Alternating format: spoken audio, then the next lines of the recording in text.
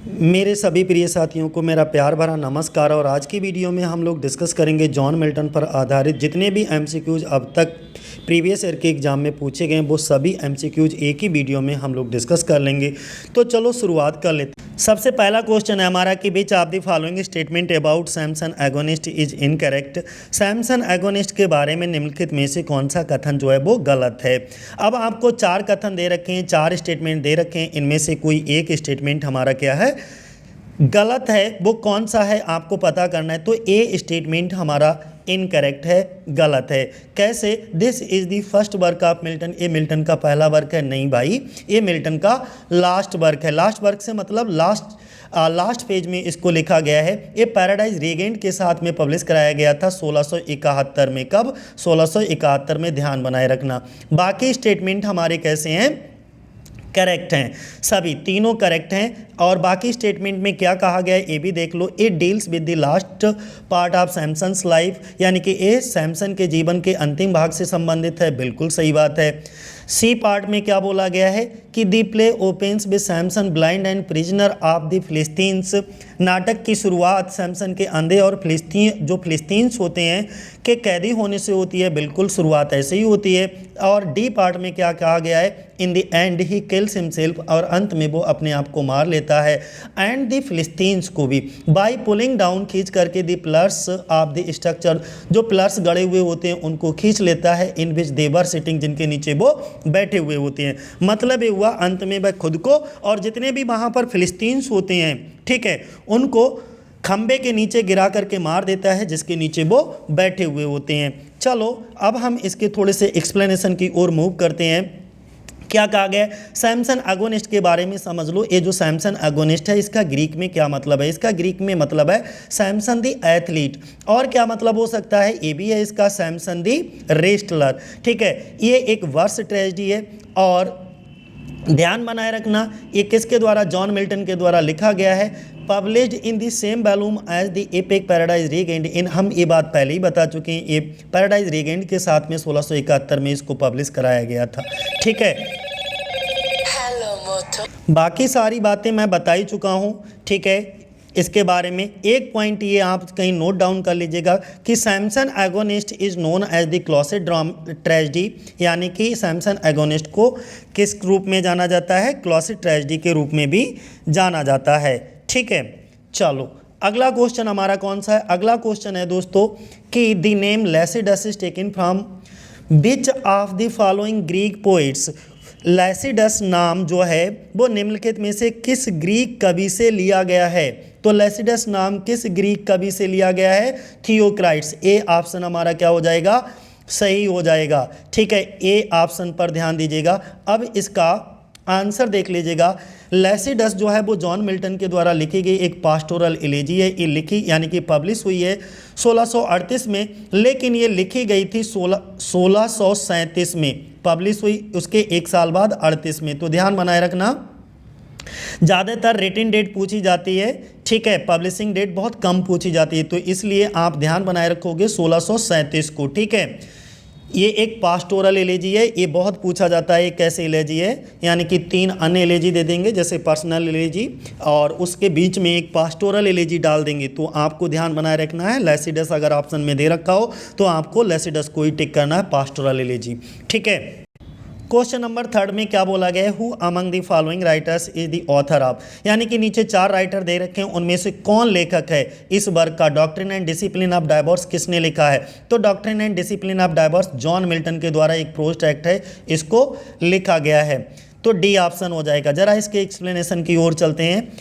ये मिल्टन का क्या है? एक प्रोज ट्रैक्ट है। ध्यान बनाए रखना, doctrine and discipline of diverse. ये सबसे पहली बार जो पब्लिश हुआ था वो कब हुआ था? 1644 में। और it's second edition was published in 1644 में। 43 और 44, पहली बार 43 में और इसका सेकेंड एडिशन कब आया था? 1644 में। ठीक है, ध्यान बनाए रखना। अगला क्वेश्चन हमारा कौन सा है? चौथे नंबर पे क्वेश्चन है हमारा कि विच पोइट इन्फ्लुएंस्ड कीट, यानी कि कौन सा पोइट जो है वो कीट्स के द फॉल ऑफ हिपेरियन से बहुत प्रभावित है। द फॉल ऑफ हिपेरियन से जो बहुत प्रभावित, तो कौन सा यहाँ पर पोइट है, उस पोइट का नाम लिखना है, तो जॉन मिल्टन। कौन? John Milton. जरा इसका एक्सप्लेनेशन देख लो। जॉन मिल्टन इन्फ्लुएंस्ड, प्रभावित थे कीट की द फॉल ऑफ हिपेरियन, जो कि 1819 में आई है। The fall of Hyperion a dream, ये इसका पूरा नाम है, ठीक है। और समटाइम सब टाइटल, कभी कभी इसके उप शीर्षक यानी कि सब टाइटल से भी जाना जाता है। और इसका सब टाइटल दोस्तों कौन सा है? ये है, देखो यहाँ पर हम अंडरलाइन कर देते हैं, a vision instead of a dream, ठीक है। ये एक इनका unfinished blank verse epic poem है और ये किसके द्वारा लिखी गई? जॉन कीट के द्वारा लिखी गई है, ठीक है। अगला क्वेश्चन हमारा कौन सा है? अगला क्वेश्चन है कि which of the following poem is not been composed by Milton. 4 option दे रखे हैं, चारों ऑप्शन में से कौन सी पोइम जो है वो जॉन मिल्टन के द्वारा नहीं लिखी गई? लैसिडस जॉन मिल्टन के द्वारा लिखी गई है। ये कब लिखी गई थी? 1637 में लिखी गई, 38 में पब्लिश हुई है, ठीक है। एल एलेग्रो और इल पेंसेरसो भी इन्हीं की हैं और ये 1631 में लिखी गई हैं। ये जुड़वा यानी कि ट्विन सिस्टर के नाम से जानी जाती हैं। और एल एलेग्रो का मतलब होता है हैप्पी मैन और इल पेंसेरसो का मतलब होता है मलंकलिक मैन या पेंसिव मैन भी कह सकते हो, यानी कि दुखी व्यक्ति, ठीक है। अगला हम बात करते हैं नेक्स्ट क्वेश्चन नंबर 6 पर। क्या बोला गया है कि in which book of Paradise Lost does Milton refer to, यानी कि जॉन मिल्टन ने अपनी कौन सी कविता में जो है Agra and Lahore of great Mughal, question में बोला यह गया है कि पैराडाइज लॉस्ट की किस पुस्तक में जॉन मिल्टन ने आगरा और Lahore of the great Mughal का उल्लेख किया है? तो जॉन मिल्टन की पैराडाइज लॉस्ट जो जिसमें टोटल 12 पुस्तकें थीं, 12 पुस्तकों में से कौन सी पुस्तक में the Agra and Lahore of the great Mughal का जो है उल्लेख मिलता है? तो कौन सी है? बुक नंबर 11, यानी कि डी ऑप्शन हमारा क्या हो जाएगा? सही हो जाएगा। अगला क्वेश्चन है हमारा a post modern parody of, एक पोस्ट मॉडर्न पैरोडी का नाम दिया गया है और उसका नाम है a valediction forbidding mourning was written with the same title. इसी टाइटल से इसको लिखा गया था, लेकिन क्वेश्चन ये पूछा गया है ये जो है लिखा किसके द्वारा गया है? तो वो बताना एड्रियन रिच के द्वारा दोस्तों इसको लिखा गया है। ध्यान बनाए रखना, आ बेलिडिक्शन फॉरबिडिंग मॉर्निंग ये एक आधुनिक पैरोडी है और इसी शीर्षक से इसको लिखा गया था, लेकिन किसके द्वारा? एड्रियन रिच के द्वारा इसको लिखा गया था। 8वें नंबर का क्वेश्चन देखो कौन सा है हमारा? 8वें नंबर का क्वेश्चन है कि Milton in his Paradise Lost book first has written a justify the ways of God to man. Most and most important line है पैराडाइज बुक फर्स्ट की, and justify the ways of God to man. What is the subject of the verb justify in the text of the poem? Question ये पूछा गया है कि जो Milton ने अपनी पैराडाइज लॉस्ट बुक फर्स्ट में लिखा है मनुष्य के लिए ईश्वर के तरीकों को उचित ठहराओ, यानी कि ईश्वर के जितने भी तरीके हैं वेज हैं वो मनुष्य के लिए क्या हैं? उचित हैं।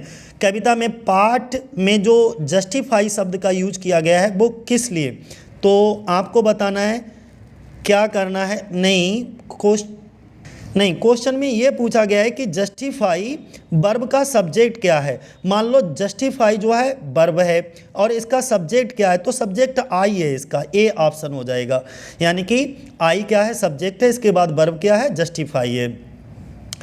अगला क्वेश्चन हमारा 9 नंबर पे क्या है कि Milton was the dwells party without knowing it. Most and most important, ठीक है। Who made this above statement, ये किसके द्वारा कहा गया है? तो ब्लैक के द्वारा। किसके द्वारा? ब्लैक के द्वारा। किसके द्वारा बोला गया है? ब्लैक। दोस्तों ये रिमार्क बोलने का तात्पर्य ये था, मतलब ये था कि जो मिल्टन थे, मिल्टन ने अनजाने में ही डेविल्स का महिमा मंडल किया है और विशेष रूप से जो डेविल्स का महिमा मंडल किया है वो पैराडाइज लास्ट बुक फर्स्ट में किया है। तो इसीलिए विलियम ब्लैक ने ऐसा बोला था कि Milton was of the devil's party without knowing it. ये किसके द्वारा? विलियम ब्लैक के द्वारा। 10 नंबर के क्वेश्चन में देखो क्या बोला गया है कि which of the following is not correctly match. नीचे 4 ऑप्शन दे रखे हैं, इनमें से एक जो है वो करेक्टली मैच नहीं है, यानी कि इनकरेक्ट है। चलो देख लेते हैं। Ode to the west wind बात करें तो ode to the west wind PB Shelley के द्वारा इसको लिखा गया है। टर्जा रिमा में ही इसको लिखा गया है। टर्जा रिमा में टोटल कितनी लाइनें होती हैं? 3 लाइनें होती हैं, ठीक है। अगला अगर हम बात कर लेते हैं बी पॉइंट की, बी पॉइंट में देखो क्या बोला गया है कि ऑन हिज ब्लाइंडनेस, ये जो ऑन हिज ब्लाइंडनेस है यही गलत है, ये गलत है दोस्तों। ये किस में लिखा गया है? ये लिखा गया है इटालियन सोनेट में। इटालियन सोनेट में क्या होता है कि ऑक्टेव और सस्टेट में डिवाइड होता है। ऑक्टेव जो है वो 8 लाइनों का होता है और सस्टेट हमारा 6 लाइनों का होता है। तो इटालियन सोनेट है ऑन हिज ब्लाइंडनेस और मोस्ट इंपॉर्टेंट पोइम है ये, ध्यान बनाए रखना। तीसरी अगर हम बात करते हैं एडोनिस, एबीपीबी शैली के द्वारा लिखा गया, स्पेंसेरियन स्टेंजा में ही इसको लिखा गया है। अगर हम स्पेंसेरियन स्टेंजा की बात करें तो स्पेंसेरियन स्टेंजा में टोटल कितनी लाइनें होती हैं? 9 लाइनें होती हैं, जिसमें 8 लाइनें और प्लस में एक जो नमी लाइन होती है वो एलेक्जेंड्राइन होती है, ठीक है। और इस पे ये जो एडोनिस है ना, एबीपीबी शैली के द्वारा लिखी गई है, तो इसमें 2 पोइम पीबी शैली लिखी हैं, ओ टू द बेस्ट बेन और एडोनिस।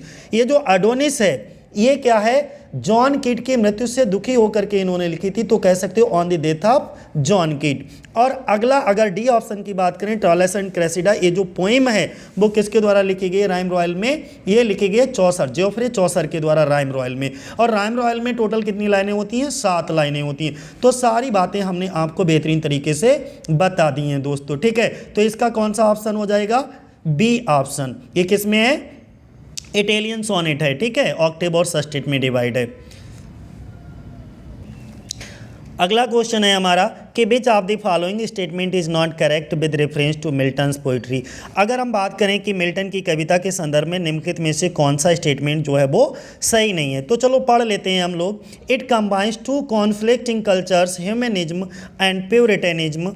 इसका मतलब ये हुआ ये 2 परस्पर विरोधी संस्कृतियों को, जैसे ह्यूमनिज्म और प्यूरिटेनिज्म। प्यूरिटेनिज्म क्या होता है? एक प्रकार का शुद्धतावाद के लिए कहते हैं, और ह्यूमनिज्म होता है मानवतावाद। इन दोनों को जोड़ती है क्या? कंबाइन करती है, बिल्कुल सही बात है।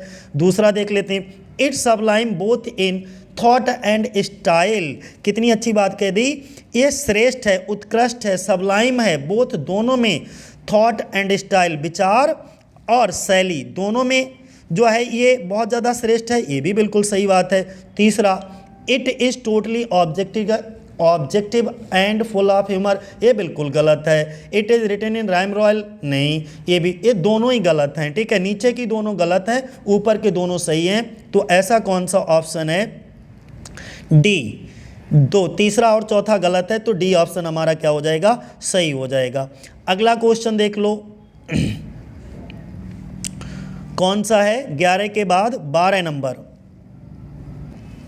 11 के बाद 12 नंबर क्वेश्चन छूट गया लिखने को, उसका खाली एक्सप्लेनेशन है, तो कोई नहीं, एक्सप्लेनेशन में थोड़ा सा दे रखा है। क्या दे रखा है कि एल एलेग्रो जो है और जो इल पेंसेरसो है, ये दोनों 1631 में आई थी और ये पब्लिश हुई थी पोइम्स। जो इनका पोएटिक वैल्यूम आया था मिल्टन का 1645 में, उसमें, ठीक है। चलो, और इसमें एल एलेग्रो का मतलब होता है चीयरफुल मैन, ठीक है। क्या होता है? चीयरफुल मैन, ध्यान बनाए रखना। अगला हम बात कर लेते हैं 13 नंबर का क्वेश्चन क्या है। 13 नंबर का दोस्तों क्वेश्चन क्या है कि मिल्टन्स ऑन शेक्सपियर। ये बड़ा डिस्प्यूटिव क्वेश्चन रहा था 2021 में, बड़ा डिस्प्यूटिव रहा था कि Milton's on Shakespeare was published in. ये जो ऑन शेक्सपियर है वो कब पब्लिश हुआ था?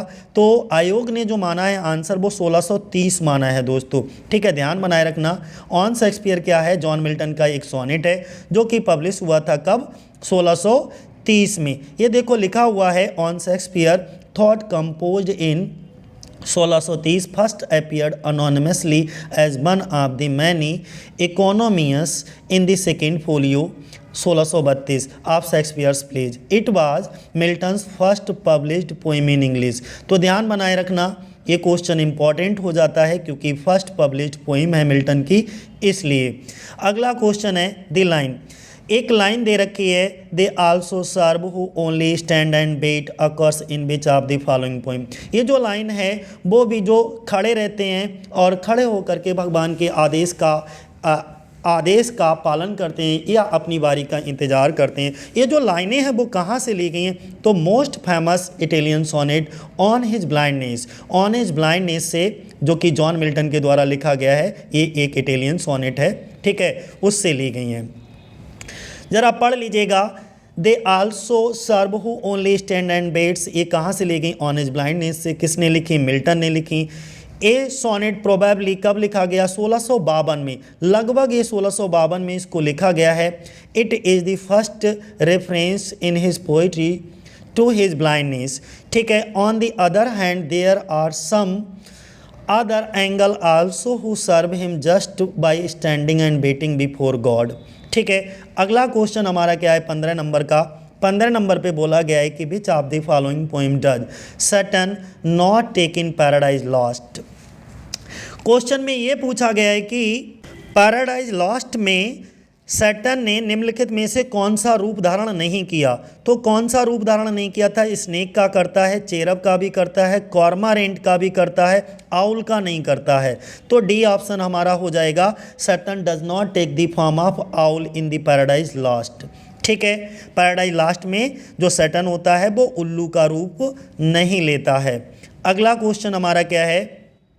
अच्छा, इसका एक्सप्लेनेशन ही दे रखा है, ज़रा समझ लो, इम्पॉर्टेंट है। पैराडाइज लॉस्ट ये क्या है? एक एपिक पोइम है, ब्लैंक वर्स में इसको लिखा गया है। सबसे पहली बार इसको पब्लिश कराया गया था कब? 1667 में। और जब ये पहली बार पब्लिश हुआ था तब इसमें टोटल कितनी पुस्तकें थी? 10 बुक्स। अब मैं ये भी बता दूं कि ये लिखना कब शुरू करा था पैराडाइज लॉस्ट को जॉन मिल्टन ने? तो लिखना शुरू करा है 1658 में लिखना शुरू करा, और लिख करके कंप्लीट कब कर दिया था? तो 1665 में लिख करके कंप्लीट कर दिया, और उसके 2 साल बाद 1667 में इसको पब्लिश करा दिया था 10 पुस्तकों में। अगला क्वेश्चन इसी में पूछा गया, एंड 1674 1674 में जो है दोबारा रिपब्लिश होता है, तो इसमें टोटल कितनी पुस्तकें होती हैं?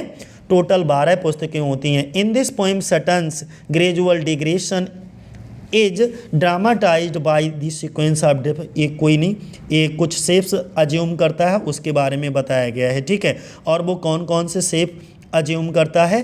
पहले चेरब का, फिर कार्मोरेंट का, इसके बाद टोड का, और इसके बाद स्नेक का। तो ये 4 रूप धारण करता है। ठीक है, ध्यान बनाए रखना, चेरब, कार्मोरेंट, टोड और स्नेक। लेकिन आउल का रूप वो धारण नहीं करता पैराडाइज लॉस्ट में। क्वेश्चन नंबर 17 में क्या बोला गया? Who guards the gate of hell in Paradise Lost. Paradise Lost में नरक के द्वार की रखवाली कौन करता है? तो सिन करती है। डी ऑप्शन हमारा सही हो जाएगा। जरा इसका एक्सप्लेनेशन भी देख लेते हैं। सिन गार्ड करती है द गेट ऑफ हेल, नरक के द्वार की रखवाली करती है। मिल्टन्स पैराडाइज लॉस्ट, मिल्टन के पैराडाइज लॉस्ट में सिन कौन है? ये सटन की डॉटर है। Who sprang full form from Satan's head. ठीक है, when he was still in heaven, जब जो है सैटर्न उस समय हेवन में ही होता है तब उसके सिर से इसको फॉर्म किया जाता है। और सिन, अगला मोस्ट इंपॉर्टेंट चीज़ जो तुम्हें ध्यान बनाए रखना है कि सिन का शेप कैसा है, उसका आकार कैसा है। तो sin has the shaped of a women above the best, यानी कि कमर से ऊपर वो एक महिला के रूप में है। That of a serpents below, और अगर हम उसके कमर के नीचे की हिस्सा बात करें तो एक सांप के आकार का है। एंड हर मिडिल, और उसके मध्य में रिंग्ड, यानी कि थोड़े रिंग हैं। रिंग का मतलब होता है चक्र या गोलाकार कह सकते हो, छल्ला। About with hell hounds, hounds एक प्रकार के कुत्ते होते हैं। Who periodically burrow into her womb and gnaw her entrail she guard the gate of hell. और ये सिन का क्या काम है? ये गार्ड करती है, ठीक है, रखवाली करती है किसकी? गेट ऑफ हेल, हेल यानी कि नरक के द्वार की। अगला क्वेश्चन हमारा कौन सा है 18 नंबर पे? को लैसिडस बाई जॉन मिल्टन इज आ, जो लैसिडस है जॉन मिल्टन की वो कौन सी है? तो एक एलेजी है। एलेजी में भी याद रखोगे ये एक पास्टोरल एलेजी है। ठीक है, मोनोडी भी कह सकते हो इसको। अगला लैसिडस जॉन मिल्टन के द्वारा लिखी गई पास्टोरल एलेजी है। It is also known as monody, इसको मोनोडी भी कहा जाता है। Which is in form of pastoral elegy written, लिखी गई 1637 में, लेकिन इसको पब्लिश करवाया गया था 1638 में। और ये किसकी मृत्यु से दुखी होकर के इन्होंने लिखी थी जॉन मिल्टन जी ने? तो इनके एक दोस्त थे, फ्रेंड थे, जिनका नाम था एडवर्ड किंग। ठीक है, उनकी मृत्यु से दुखी होकर के इन्होंने इस कविता की, इस एलेजी की रचना की।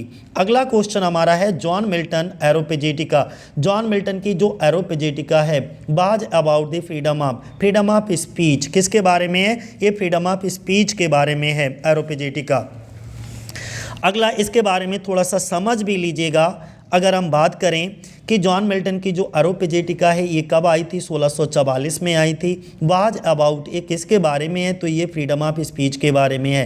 एरोपेजेटिका in full Areopagitica a speech of John Milton, इसका फुल टाइटल की बात कर रहे हैं तो कौन सा है? Areopagitica a speech of Mister John Milton for the liberty of unlicensed printing, और ये कहाँ दी गई थी? टू दी पार्लियामेंट इंग्लैंड, ठीक है, पम्पलेट बाय जॉन मिल्टन और पब्लिश्ड इन 1644 में to protect an order issued by parliament the previous year requiring government approval and licensing of all published book. John Milton की जो एरोपेजेटिका है 1644 में, ये क्या थी? फ्रीडम ऑफ स्पीच थी। दूसरा, एरोपेजेटिका का पूर्ण रूप से जो है बिना लाइसेंस की छपाई की स्वतंत्रता के लिए श्री जॉन मिल्टन का भाषण है। ये एक प्रकार का इंग्लैंड की संसद में दिया जाता है जॉन मिल्टन द्वारा। ये एक पंपलेट भी कह सकते हो, जो कि 1644 में संसद द्वारा पिछले वर्ष जारी किए गए एक आदेश की रक्षा के लिए क्या किया गया था? प्रोटेक्टिंग के लिए प्रकाशित किया गया था, जिसमें सभी प्रकार के जो है पब्लिशिंग, जो पुस्तकों को पब्लिश करने के लिए गवर्नमेंट अप्रूवल की आवश्यकता हो या लाइसेंस की आवश्यकता थी, तो उसके अपोज में इन्होंने इसको जो है पब्लिश कराया था। अगला क्वेश्चन हमारा कौन सा है कि अगला क्वेश्चन देख लो कौन सा है कि which of the following is not a work of John Milton. बड़ा प्यारा सा क्वेश्चन है कि इन चारों में से जॉन मिल्टन जी का कौन सा वर्क नहीं है? तो एल एलेग्रो, ये 1631 में आया था, ये इन्हीं का है। वीनस एंड एडोनिस, ये इनका नहीं है। ये वीनस एंड एडोनिस दोस्तों किसका है? विलियम शेक्सपियर का है, ठीक है, ध्यान बनाए रखना। लॉन्ग नरेटिव पोइम है जो कि क्या लिखा है? एपिटाफियम डेमोनिस, ये भी इन्हीं का है। और लैसिडस जो कि 1637 में आई है, ये भी इन्हीं का है। अब इसके बारे में यहाँ पर समझ लेते हैं आंसर में। ये वीनस एंड एडोनिस क्या है? ये इनका वर्क नहीं है, मैं पहले ही बता चुका हूँ। एक लॉन्ग नरेटिव पोइम है, किसकी है? विलियम शेक्सपियर की है, जो कि पब्लिश हुई थी 1593 में। तो वीनस एंड एडोनिस कब आई थी? 1593 में, ध्यान बनाए रखना। अब हम बात कर लेते हैं एपिटाफियम डेमोनिस। इसको थोड़ा सा समझ लेना, बहुत प्यार से समझ लेना। देखो, कोई जल्दबाजी नहीं है। एल एलेग्रो की बात करें तो 31 और 32 कोई दिक्कत नहीं है, ध्यान बनाए रखना। लैसिडस 37 में। एपिटाफियम डेमोनिस जो है वो कब है? 1639 में जॉन मिल्टन के द्वारा लिखी गई एक एलेजी थी। क्या थी? एक एलेजी थी, ध्यान बनाए रखना। जुलाई 1639 में ये एलेजी लिखी गई थी। ये कब लिखी गई थी? इनके एक चाइल्डहुड फ्रेंड थे, मैं थोड़ा सा कहानी बता देता हूँ। इनके एक बचपन के दोस्त थे जिनका नाम था चार्ल्स ड्यूडटी। क्या नाम था? चार्ल्स ड्यूडटी, ठीक है। ये मर गए। मर कब गए थे? जब ये यूरोपियन टूर पर गए थे, तो उस दौरान इनकी मृत्यु हो गई। लेकिन जब ये वापस आए तो इन्होंने देखा कि इनके चाइल्डहुड फ्रेंड की डेथ हो चुकी है, जिनका नाम चार्ल्स ड्यूडटी है। तो उनकी मृत्यु से दुखी होकर के इन्होंने एपिटाफियम डेमोनिस को लिखा था। तो ये 1639, ठीक है, जुलाई और जोड़ लेना, जुलाई 1639। क्लियर है? अगला क्वेश्चन देखो हमारा कौन सा है। अगला क्वेश्चन दोस्तों है हमारा कि हाउ मैनी क्या लिखा गया है? How many books does paradise regained. Paradise जो रेगेंड है उसमें टोटल कितनी पुस्तकें हैं? तो 4 पुस्तकें हैं। पैराडाइज लास्ट में कितनी है? 12 हैं। पैराडाइज रेगेंड में कितनी है? 4 हैं। कितनी? 4। सी ऑप्शन हमारा क्या हो जाएगा? सही हो जाएगा दोस्तों। यहाँ पर देखो, paradise Regained is a poem English poet, एक पोइम है, कविता है। इंग्लिश पोइट जॉन मिल्टन के द्वारा इसको लिखा गया है। पहली बार 1671 में पब्लिश हुई थी। Its original title is paradise regained poem, a poem in 4 books, ठीक है। अगला क्वेश्चन 22 नंबर पे अगर हम बात करें, in which year John Milton was born, कौन सी साल जॉन मिल्टन जी का जो है वो जन्म हुआ था? तो जन्म 1608 को, ए ऑप्शन हो जाएगा, यानी कि 9 दिसंबर 1608, ध्यान बनाए रखना, 9 दिसंबर 1608। अब जरा देख लो, जॉन मिल्टन एक इंग्लिश पोइट हैं, intellectual who served as a civil servant of the Commonwealth of England under its council of Oliver Cromwell, ठीक है। जॉन मिल्टन जी एक अंग्रेजी कवि हैं, बहुत ज़्यादा बुद्धिजीवी थे। उन्होंने ओलिवर क्रॉमवेल जो थे वहाँ के, उनकी काउंसिल के तहत इंग्लैंड के राष्ट्रमंडल यानी कि कॉमनवेल्थ के लिए एक सिविल सर्वेंट के रूप में भी काम किया था, ठीक है। अगला अगर हम बात करते हैं कि he is best known for as epic, ये अपनी एपिक पोइम पैराडाइज लास्ट के लिए जाने जाते हैं, जो कि आई थी 1667 में। इनका जन्म 9 दिसंबर 1608 को हुआ था। कहाँ हुआ था? ब्रैड स्ट्रीट, लंदन, यूके में। इनकी मृत्यु हो गई थी 8 नवंबर कहाँ कब हो जाती है? 8 नवंबर 1674 को बन हिल, रॉ, इंग्लैंड, लंदन, यूके में इनकी क्या हो जाती है? मृत्यु हो जाती है। तो ध्यान बनाए रखना, 1608 क्या है हमारी जन्म डेट है, 1674 क्या है हमारी मृत्यु डेट है। अगला क्वेश्चन हमारा कौन सा है कि which poem made illustrations for Il Penseroso, यानी कि किस कवि ने इल पेंसेरसो के लिए इलस्ट्रेशंस बनाए थे, चित्र बनाए थे? तो टीएस इलियट या जॉन मिल्टन। तो विच poet made illustrations for Il पेंसेरसो, इसका ऑप्शन होगा सी, विलियम ब्लैक। कौन सा? विलियम ब्लैक थे, सी ऑप्शन होगा दोस्तों। ठीक है, William Blake made illustrations for Il Penseroso और is written by belated Elizabethan poet John Milton. Il Penseroso का मतलब होता है थॉटफुल मैन या मलंकलिक मैन या पेंसिव मैन, कुछ भी लिख दीजिए। 24 नंबर की अगर हम बात करते हैं तो which text of Milton does the following line appear? Thou canst not touch the freedom of my mind. Thou का मतलब होता है यू, कास्ट का मतलब होता है कैन नॉट, यानी कि you can not touch the freedom of my mind. You can not touch, तुम मेरे मन की स्वतंत्रता को नहीं छू सकते। तो तुम मेरे मन की स्वतंत्रता को नहीं छू सकते कौन कहता है? कॉमर्स में कहता है, वो जो लेडी होती है, वुमेन होती है, ऑनर ऑफ चेस्टिटी की बात करती है, वो उसकी बात हो रही है। तो कॉमर्स क्या है? एक मास्क है, in the honour of chastity, written by John Milton. Famous line ये क्या है? You can not touch my freedom of my mind, तुम मेरे मन की स्वतंत्रता को नहीं छू सकते। ठीक, ध्यान बनाए रखना। और ये एक मास्क है, ये जरूर ध्यान बनाए रखना। अगला क्वेश्चन है दोस्तों हमारा, अगला क्वेश्चन है जॉन मिल्टन स्टडीड एट। बहुत प्यारा सा क्वेश्चन पूछ लिया है, जॉन मिल्टन कहाँ पढ़ते थे? तो कैम्ब्रिज यूनिवर्सिटी, ध्यान बनाए रखना। ठीक है, थोड़ा सा इसका एक्सप्लेनेशन देख लो। 9 दिसंबर 1608 को Bread Street Cheapside London में इनका जन्म होता है। He studied at Cambridge University, ये कहाँ पढ़ते थे? कैम्ब्रिज यूनिवर्सिटी में। ठीक है, he was an English poet and intellectual who served as civil servant of Commonwealth England. तो ये सब चीज़ें आपके दिमाग में बिल्कुल सेट होना चाहिए। The famous epic Paradise lost, इनका प्रसिद्ध महाकाव्य एपिक पैराडाइज लॉस्ट जो मिल्टन के द्वारा लिखा गया, कंटेन्स टोटल कितनी बुक्स हैं? तो इसमें 12 बुक्स हैं। लेकिन पैराडाइज लॉस्ट जब 1667 में पब्लिश हुआ था तब इसमें मात्र कितनी 10 पुस्तकें थीं, ध्यान रखना। लेकिन 1674 में जब रीपब्लिश होता है तो इसमें टोटल कितनी पुस्तकें हो जाती हैं? 12।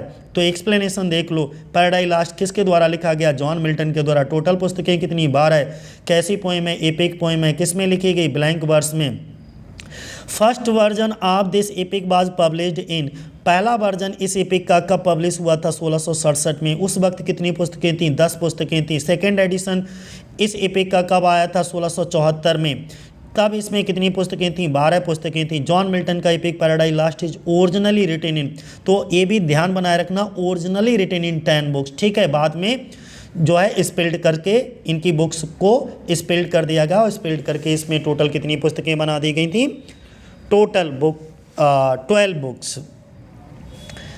इसके बाद में 27 नंबर का question, which of the following poem is not composed bye John Milton, इनमें से कौन सी पोएम जॉन मिल्टन के द्वारा नहीं लिखी गई है? तो देखो, on his blindness, L'Allegro, true love, Il Penseroso. On his blindness इन्हीं के द्वारा लिखी गई है, ये एक इनका इटालियन सोनेट है। एल एलेग्रो और इल पेंसेरसो ये भी इन्हीं के द्वारा लिखा गया है। ठीक है, ट्विंस पोएम के नाम से इनको जाना जाता है। इल एलेग्रो हैप्पी मैन होता है और एल एलेग्रो हैप्पी मैन होता है। इल पेंसेरसो पेंसिव मैन, मलंकलिक मैन यानी कि दुखी व्यक्ति होता है। ये जो ट्रू लव है ये एक सोनेट है और ये किसके? विलियम शेक्सपियर के द्वारा इसको लिखा गया है। इसकी पहली लाइन है, let me not to the marriage of true minds. अगला क्वेश्चन हमारा कौन सा है? 28 नंबर पे, who is at once the child of Renaissance and the Reformation. Renaissance and Reformation का ट्रू चाइल्ड किसको बोला गया है? तो ट्रू चाइल्ड दोस्तों किसको बोला गया है? मिल्टन को बोला गया है। तो ये ऑप्शन हमारा क्या हो जाएगा? सही हो जाएगा। मिल्टन का जन्म 1608 को होता है। ठीक है, और मृत्यु इनकी 1674 में हो जाती है। He has written many things in English literature as on the morning of Christ nativity, on his blindness, Lycidas, Comus. ये इनकी कुछ प्रसिद्ध जो है वर्क्स हैं। On the morning of Christ nativity जो इन्होंने लिखा था वो 1629 में लिखा था, ठीक है, 25 दिसंबर 1629 को, और उस समय इनकी उम्र कितनी थी, 21 साल थी, ध्यान बनाए रखना। और ये भी ध्यान बनाए रखना, John Milton is known as the child of Renaissance and Reformation. Most and most 29 number question में क्या बोला गया है कि which of the following is a pastoral elegy written by John Milton.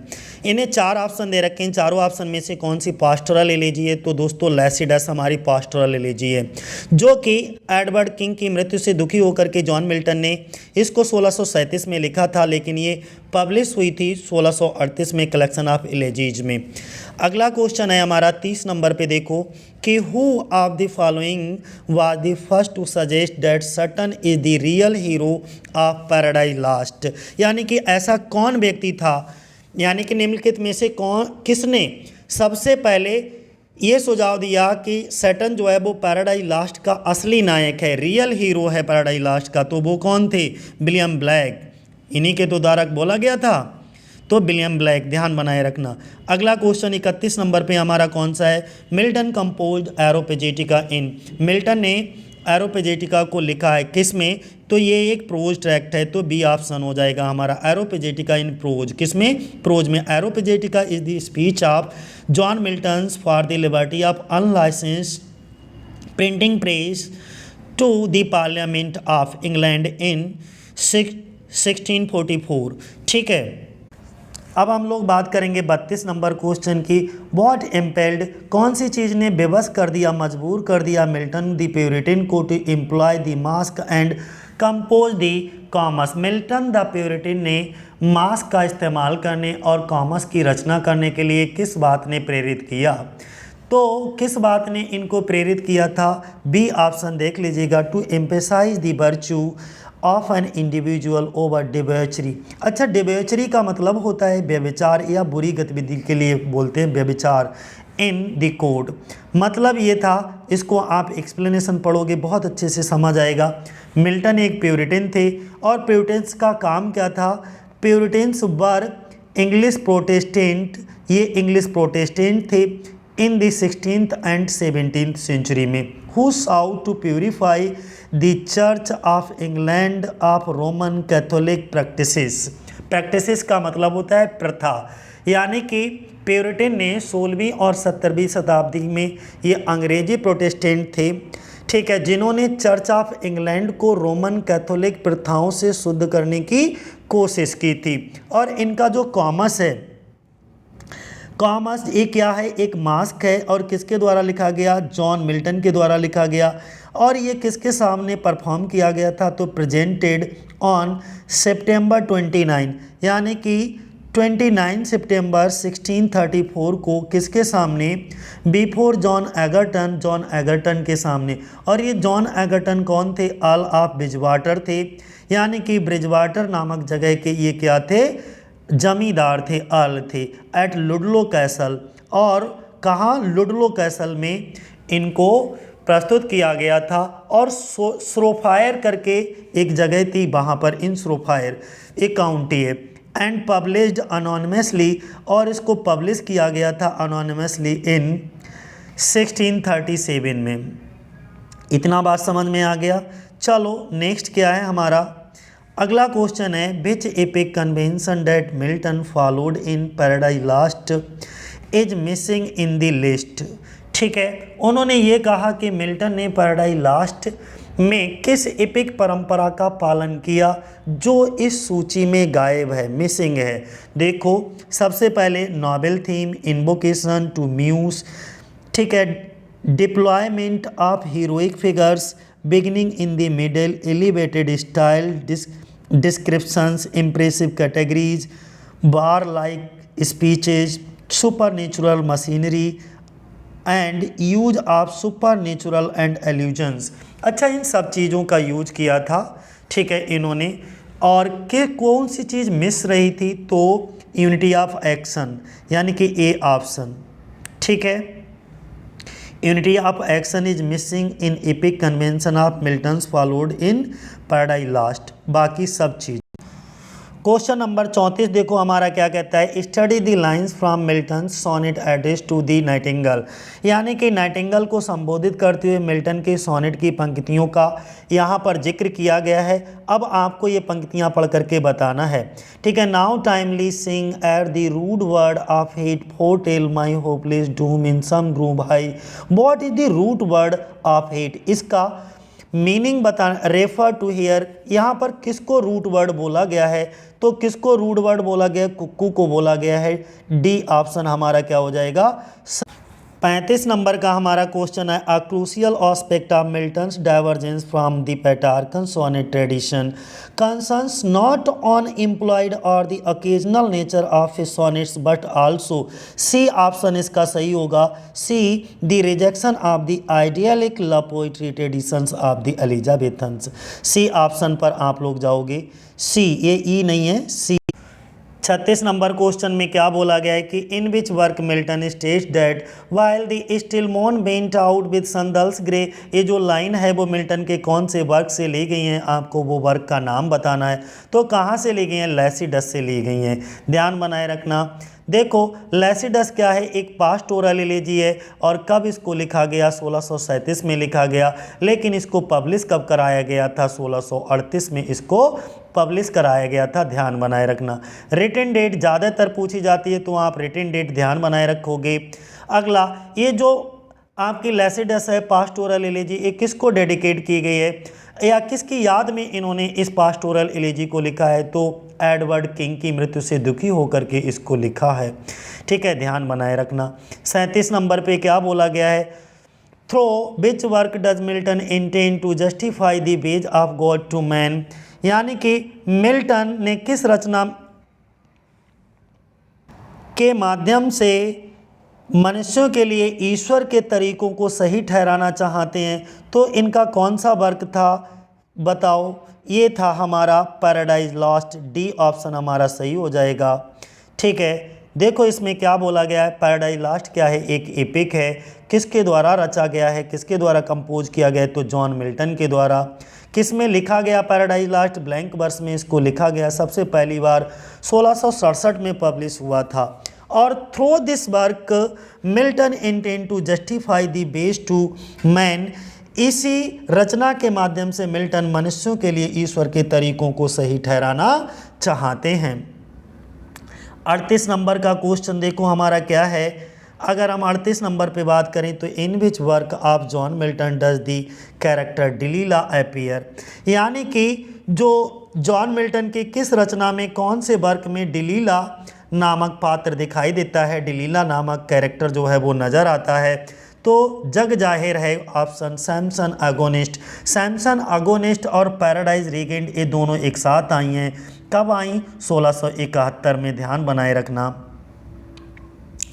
अगला देखो यहाँ पर थोड़ा सा समझ लो, द कैरेक्टर डिलीला आईपीएस, डिलीला किस में नज़र आती है, डिलीला जो है वो नज़र आती है सैमसन अगोनिस्ट में, और सैमसन अगोनिस्ट की डिलीला कौन है, पत्नी है, ये दोनों पति पत्नी है। ये एक ट्रैजिक क्लोजेट ड्रामा है। क्लोजेट ड्रामा क्या होता है, ऐसा ड्रामा जो सिर्फ और सिर्फ पढ़ने के लिए लिखा जाए, स्टेज पर परफॉर्म नहीं किया जाता इसको, ठीक है, सिर्फ पढ़ने के लिए लिखा जाता है, ना कि परफॉर्म करने के लिए। It appeared with the publication Milton's Paradise regained, हमने क्या बताया, पैराडाइज रीगेंड और सैमसन अगोनिस्ट दोनों ही 1671 में आया। डिलीला कौन है, is the wife of Samson है, ध्यान बनाए रखना। अब इसमें ये जो 39 नंबर का क्वेश्चन है वो यहाँ से है, बाई मिस्टेक यहाँ पे स्पेस देने को रह गया है, ठीक है। तो 39 पे क्या बोला गया है, इन दी ओपनिंग इन्वोकेशन, यानी कि ओपनिंग इन्वोकेशन में आप दी पैराडाइज लास्ट ओरेब, ये जो ओरेब है वो रेफर टू, किसको रेफर करता है, आपको ये बताना है। 39 समझ में आ गया कि पैराडाइज लास्ट के आरंभिक जो इन्वोकेशन, इन्वोकेशन मत का मतलब होता है आवाहन करना किसी का, ठीक है। तो प्रारंभ में जो आवाहन किया जाता है, ओरेब का अर्थ पूछ लिया गया है, क्या है, तो माउंट होरेब, सी, ठीक है। अगला क्वेश्चन हमारा 40 नंबर पे देखो कौन सा है, in the state of his blindness with whom Milton does not compare himself. अपनी ब्लाइंडनेस की स्थिति में, अपने अंधेपन की स्थिति में मिल्टन अपनी तुलना किससे नहीं करते हैं? तो मिल्टन अपनी तुलना किससे नहीं करते हैं? लैसिडस से नहीं करते हैं, बाकी इन तीनों से करते हैं। ब्लाइंड थैमसिस, ब्लाइंड मायोनाइट्स, टायरेसियस एंड फिनस, इन सब से वो करते हैं, ठीक है। लेकिन किससे नहीं करते हैं? लैसिडस से नहीं करते हैं। 41 नंबर का देख लो, who is often called the political son of Spenser, ठीक है। किसको अक्सर पॉलिटिकल सन ऑफ स्पेंसर कहा जाता है, यानी कि स्पेंसर का राजनीतिक गुरु, राजनीतिक पुत्र कह सकते हो। तो the political son of Spencer किसे कहा जाता है? जॉन मिल्टन को। तो जॉन मिल्टन को कहा जाता है। लेकिन the political son of Spencer John Milton को कहा किसने? तो जॉन ड्राइडन ने कहा था, ठीक है। जॉन ड्राइडन ने मिल्टन को क्या बोला? The political son of Spencer बोला, ठीक। तो अगर आपसे ये पूछा जाए पॉलिटिकल सन ऑफ स्पेंसर किसके द्वारा दिया गया कमेंट है? जॉन ड्राइडन का। किसके लिए दिया गया है? तो जॉन मिल्टन के लिए।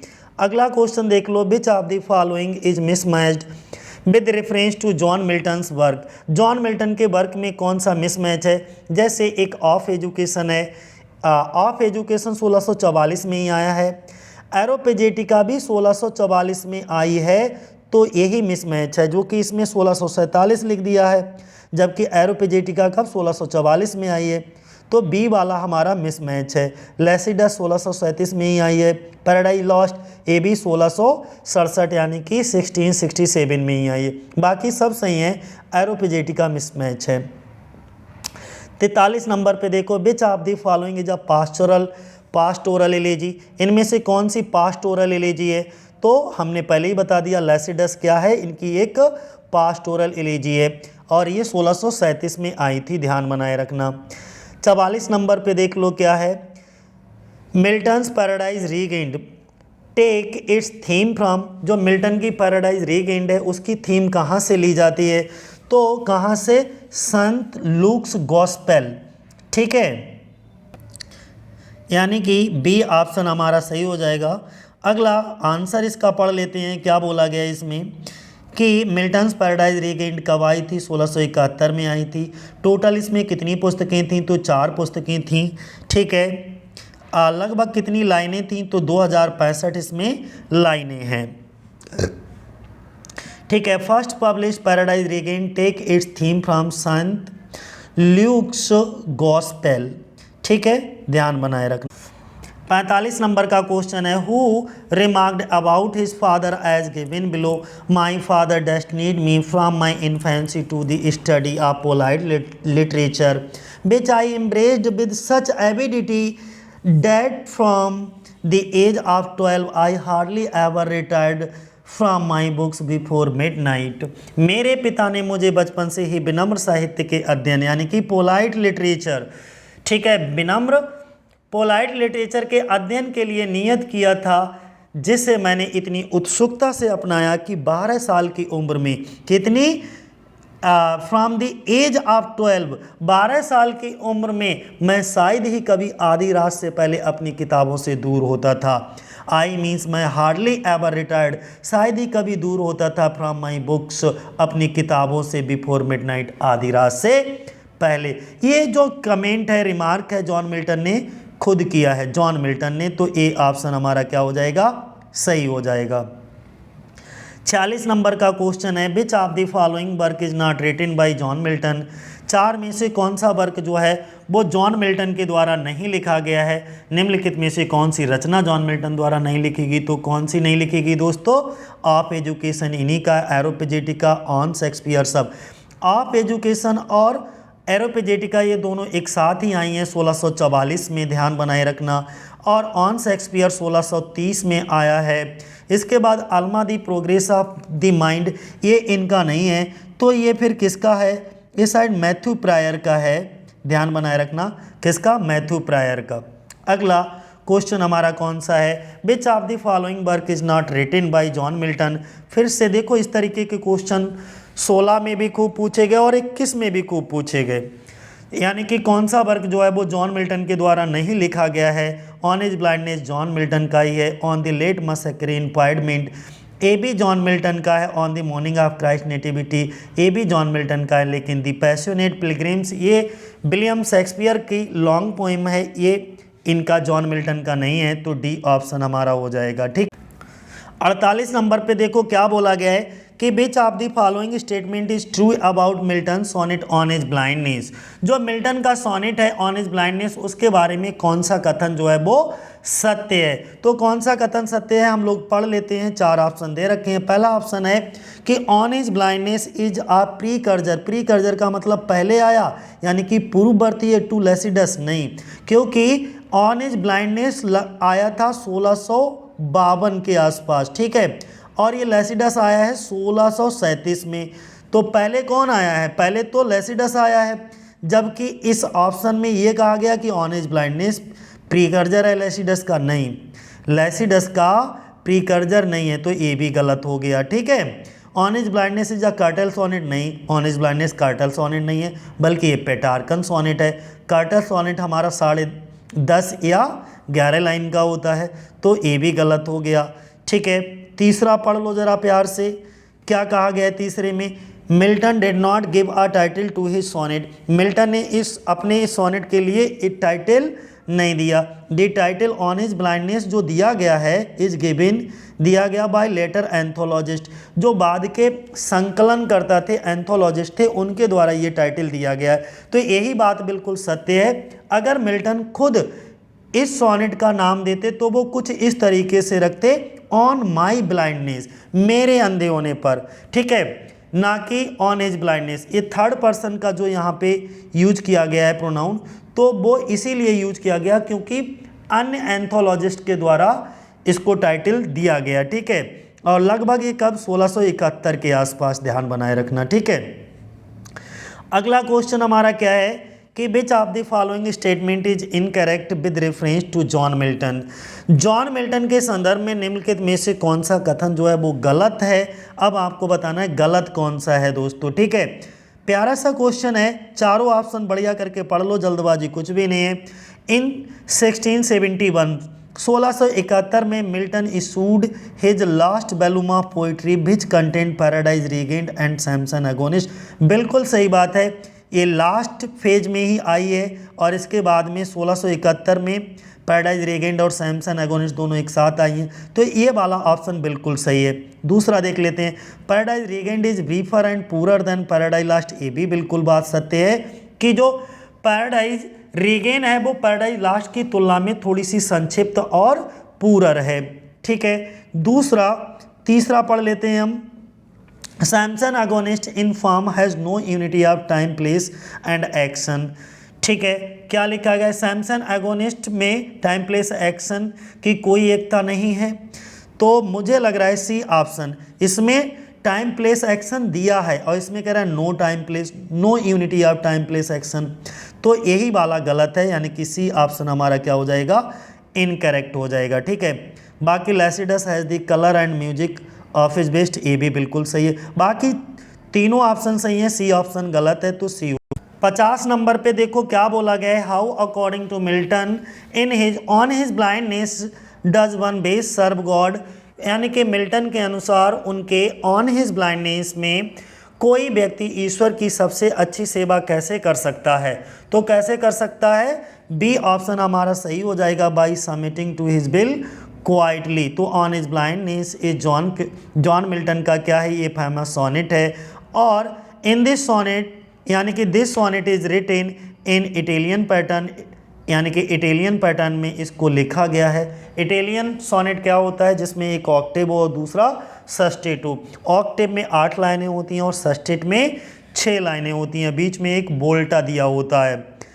तो अकॉर्डिंग टू दिस सोनेट, इस सोनेट के अनुसार by submitting to his will quietly does one best serve God, यानी कि इस सोनेट के अनुसार चुपचाप उसकी इच्छा के आगे झुककर व्यक्ति ईश्वर की सर्वोत्तम सेवा कर सकता है।